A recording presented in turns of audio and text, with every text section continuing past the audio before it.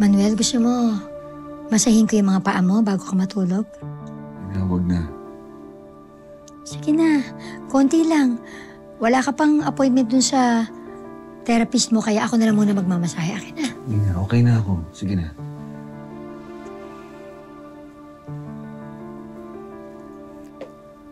Sige, tapusin ko na muna yung tinatranscribe ko sa labas. Basta kapag may kailangan ka, tawagin mo lang ako. Alam mo na kung kailangan sa'yo. Alam mo kung meron man. Yun yung usapan natin. Nababawiin mo yung statement niya. Kung gusto mo makuha yung loob ni Manuel, magtiis ka, magtiyaga. Ngayon, kung hindi mo kayang gawin yun, then let him go.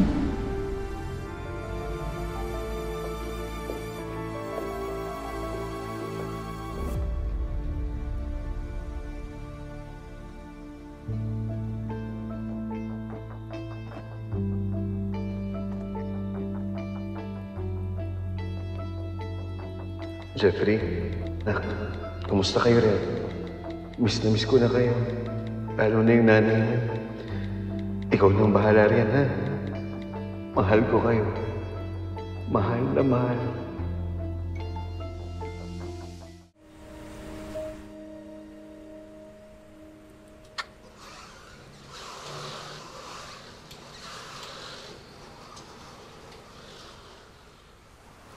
Manuel, saan ka pupunta?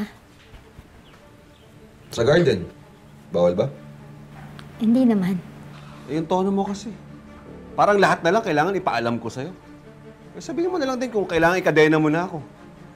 Manuel naman. Naman galit ka kagad. Hindi naman ako ganong klaseng tao. Isip ko lang naman kung baka mamaya kailangan mo ng tulong ko. Hindi. Lalo na kung galing sa'yo.